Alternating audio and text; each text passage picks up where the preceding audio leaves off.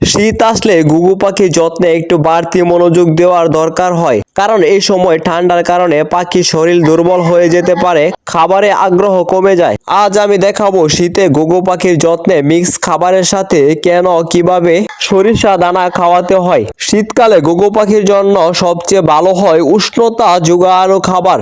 Mix খাবারের সাথে অল্প পরিমাণ সরিষা দানা দিলে পাখির শরীর গরম থাকে এবং হজম শক্তি বাড়ে। সরিষা দানায় থাকা প্রাকৃতিক তেল ঠান্ডা প্রতিরোধে সাহায্য করে, শক্তি যোগায়, ডিম দেওয়ার ক্ষমতা ধরে রাখতে সহায়ক। আমি এখানে সাধারণ মিক্স খাবারের সাথে কিছু পরিমাণ সরিষা দানা ভালোভাবে মিশিয়ে দিচ্ছি। খেয়াল রাখবেন, বেশি নয়, অল্পই যথেষ্ট।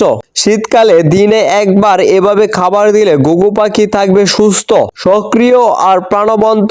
আপনিও যদি শীতকালে ঘুঘু পাখি পালন করেন তাহলে এই পদ্ধতিটি একবার অবশ্যই ট্রাই করে দেখুন। ভিডিওটি ভালো লাগলে লাইক দিন, কমেন্ট করে অভিজ্ঞতা জানান, আর এমন বাস্তব টিপস পেতে চ্যানেলটি সাবস্ক্রাইব করুন।